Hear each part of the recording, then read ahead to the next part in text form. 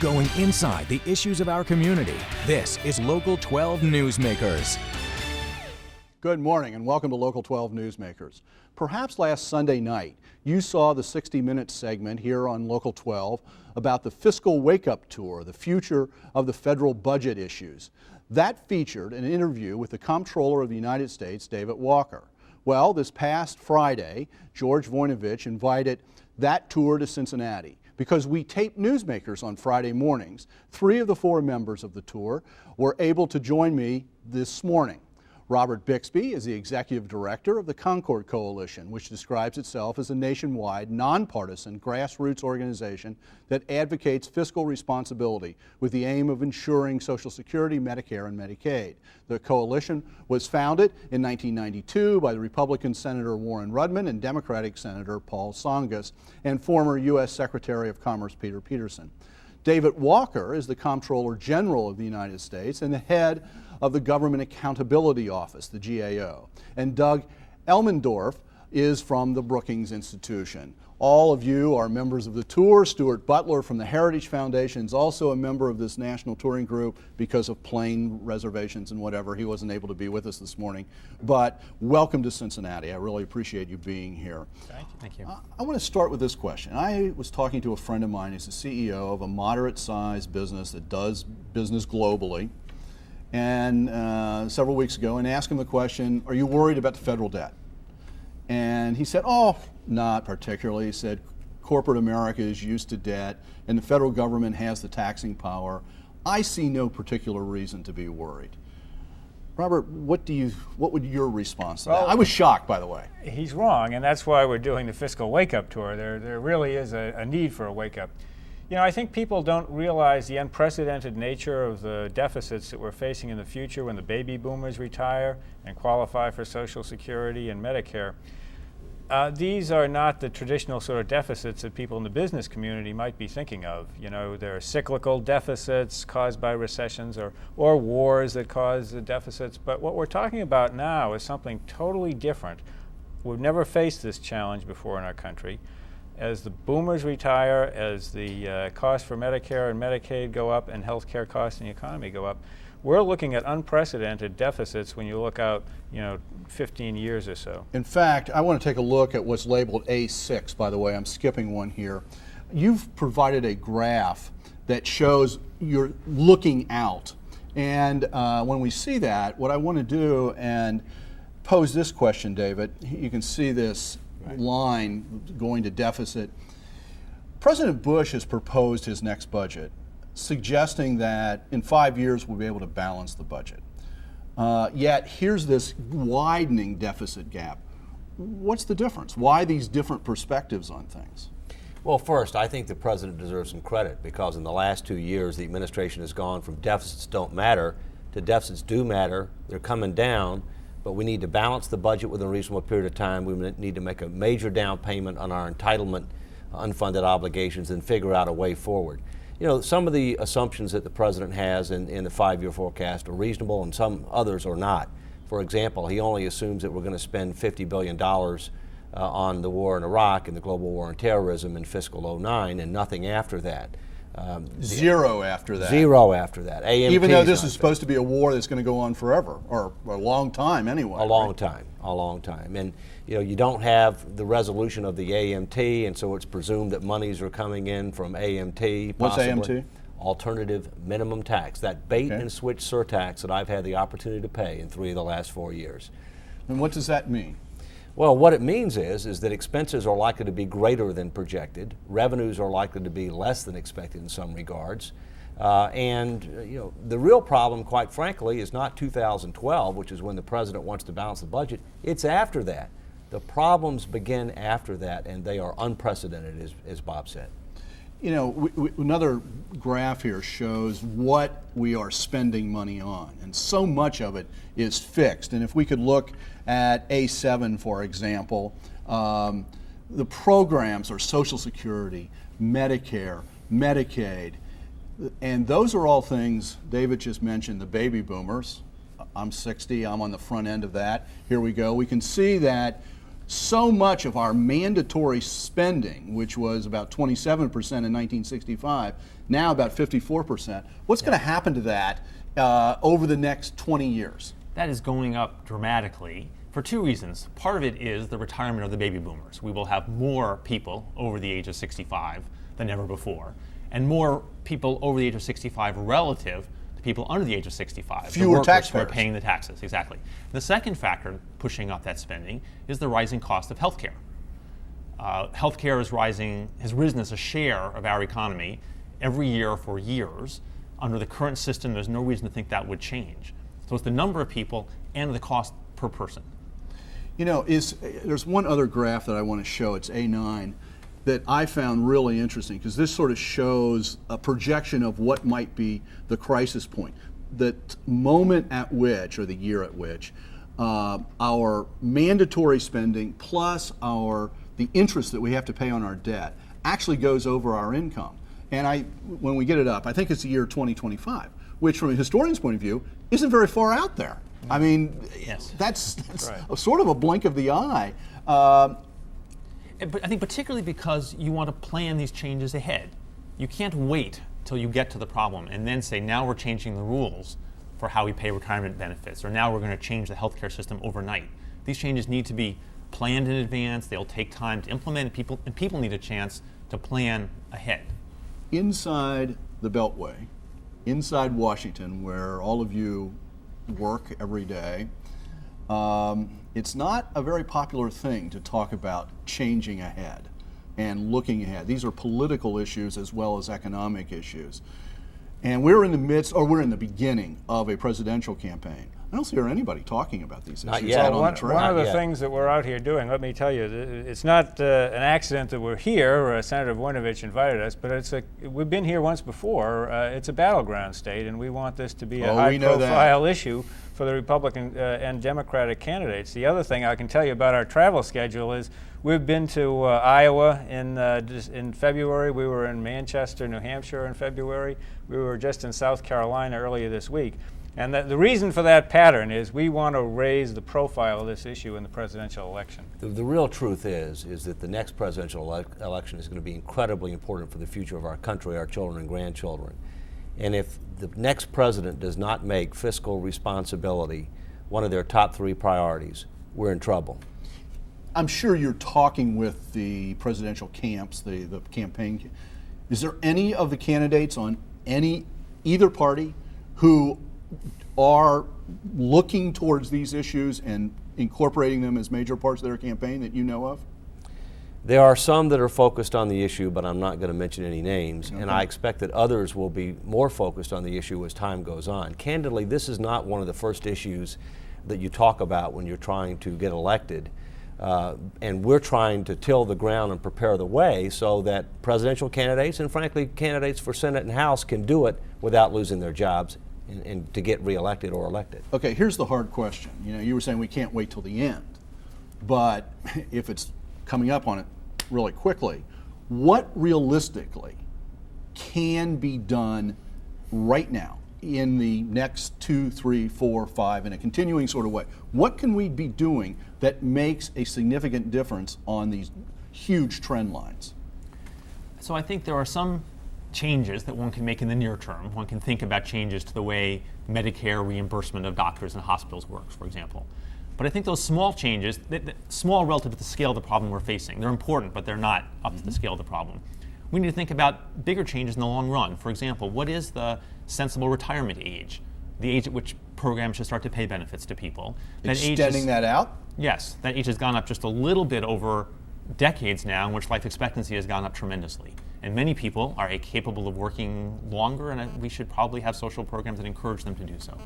I'll give you several things. Number one, we ought to reimpose tough budget controls that expired in 2002. We're in worse shape. It's going to even get worse in the future. So we need them now. We need them For tougher. example, what would be a concrete? We need pay-as-you-go rules, which means if you want to cut taxes, you've got to pay for it through reduced spending or raising revenue someplace else. If you want to increase spending, you have to end up decreasing spending someplace else or raising revenue for it. We've got to stop the bleeding in the bottom line. We need discretionary spending caps. We need mandatory reconsideration triggers for both spending and tax preferences when they get to a certain size.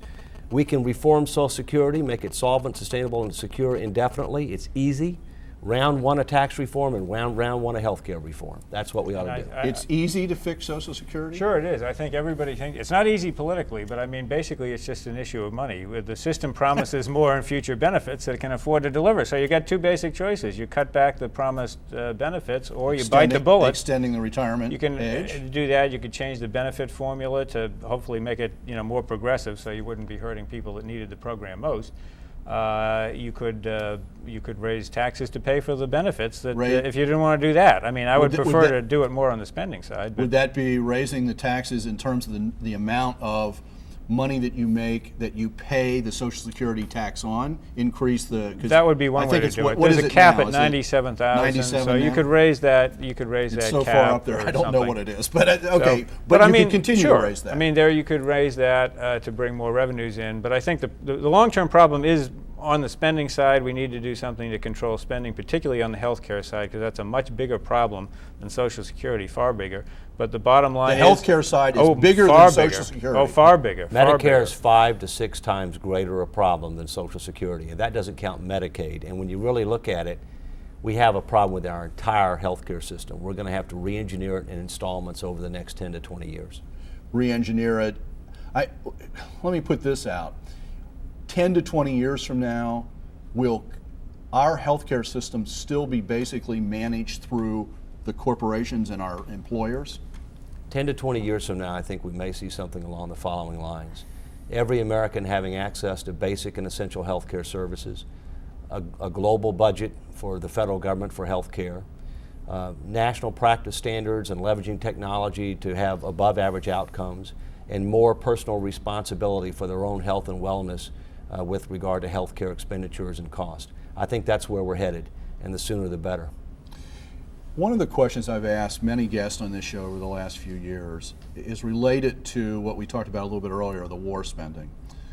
As far as I know, from a historical point of view, this is the only war we've ever been in where we haven't asked people to pay more taxes to help defray the ongoing cost of the war. In fact, we cut taxes at the same time we were getting into this war. Is that a fundamental mistake, and do we have to turn that around, Doug? I think it's important. I think the fact that we've been running deficits for the last set of years has been a mistake, because we have not been laying the groundwork for this coming fiscal tsunami, the huge run-ups in mandatory spending. And I think we should be taking actions right now to balance the budget. But even those actions, as we said, won't be sufficient by themselves to handle the upcoming problem. But we want to be doing the best we can now, and we have not been. I know we are missing, and I've only got about a minute left, we're missing one of your partners in this who comes from a more conservative perspective, certainly than you do, Doug, and I don't know where you all come from ultimately, but because you're nonpartisan and all of that sort of thing. But is there fundamental agreement across the political spectrum of your fiscal wake-up tour, or are you talking about these things from different? No, I mean, I think the real message of the fiscal wake-up tour is whether you're Democrat, Republican, liberal, or conservative. If you can add, you can look out in the future and see that it just doesn't add up. So our basic message is that it really is not a matter of ideology here. It's a matter of arithmetic. And it's a matter of politics too, though. Right. Finding the way to put the pressure. Getting Democrats and Republicans and liberals and conservatives to talk to each Elected other. officials are not going to get too far ahead of the electorate, and so we're trying to help prepare the way so that they're in a position, Senator Vornovich and others who have the courage to act can do it without losing their jobs. Thank you very much for coming to Cincinnati. Thank you for being guests here on Newsmakers. And welcome back anytime. We'll see what happens over the next 18 months. Stay tuned. Do you know who introduced the term mall, as in shopping mall, and festival marketplace into the American vocabulary? After the break, a conversation with an author of a book about the man who arguably had more influence than anyone else in shaping the modern American city.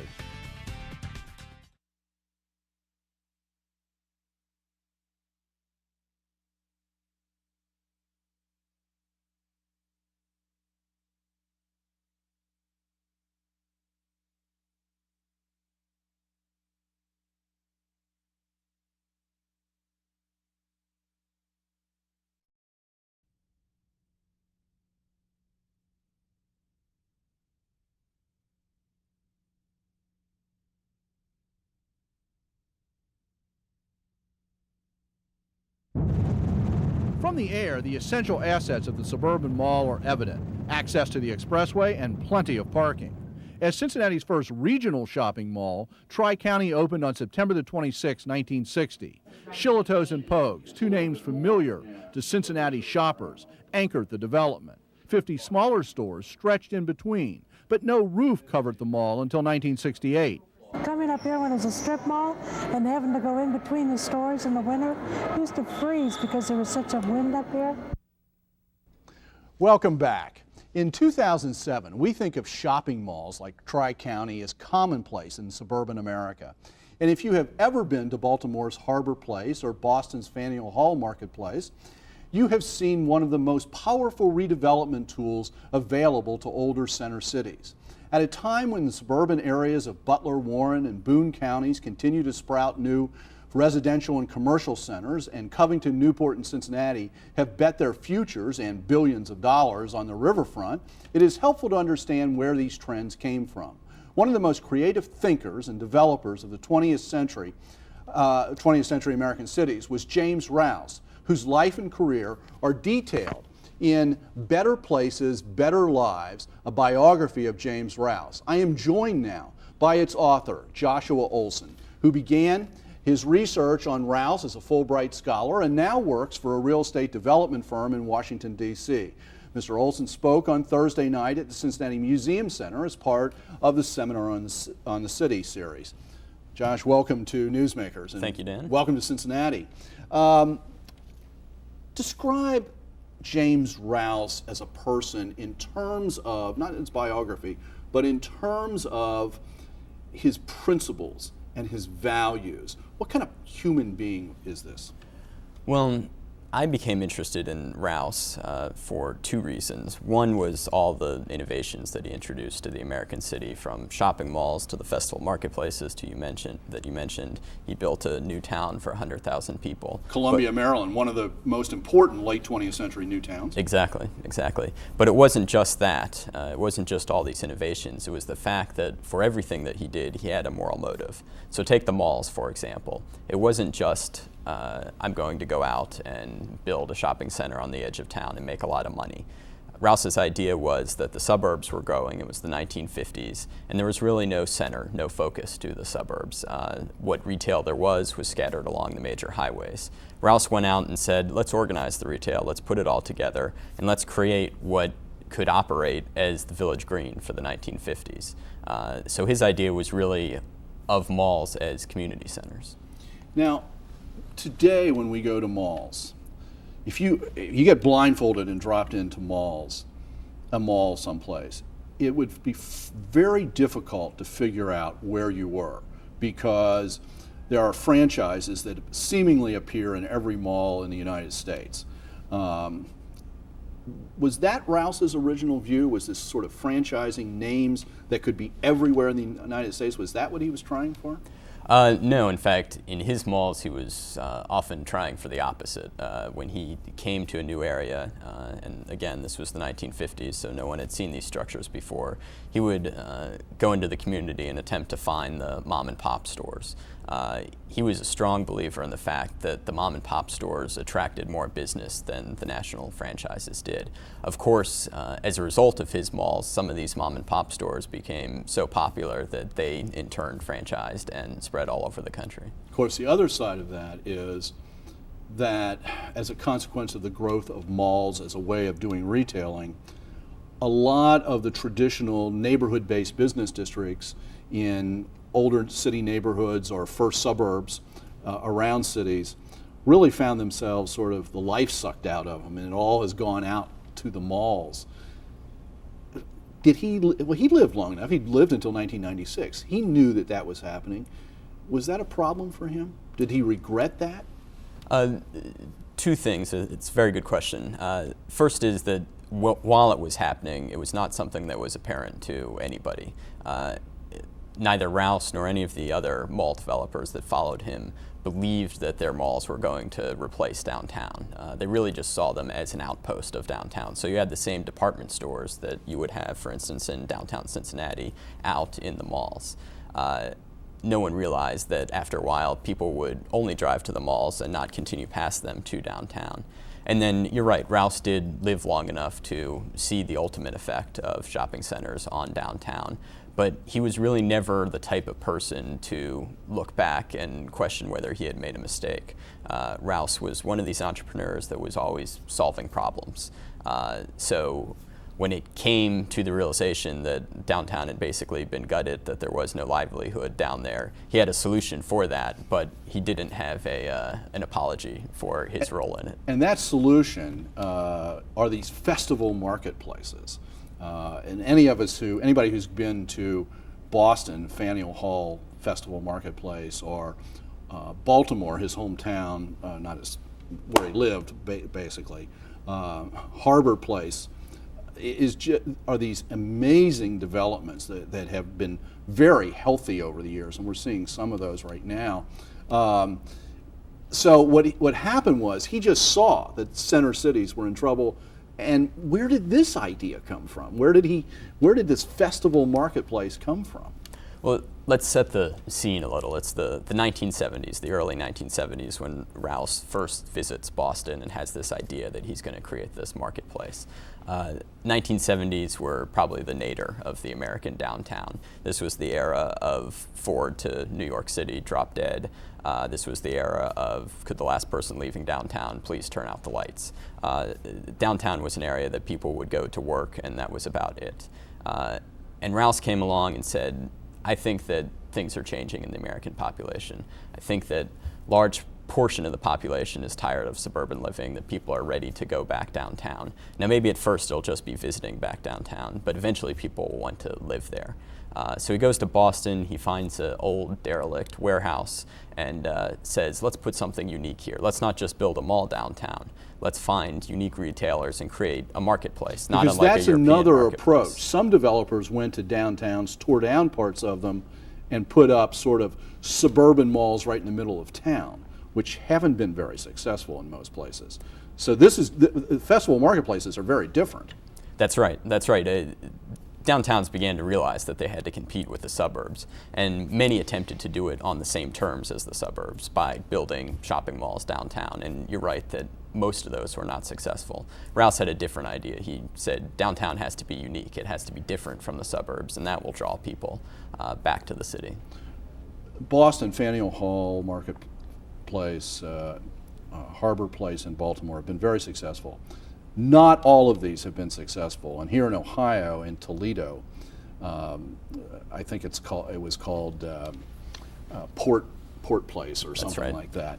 Yeah, right on the riverfront. And I got to tell you, I was there on a very cold March day, a couple years after it was open, and it was struggling already. So these haven't worked every place. Were you able to figure out what made things work and why they work some places and not others? There's two things. One is you definitely need a large enough population to support these developments.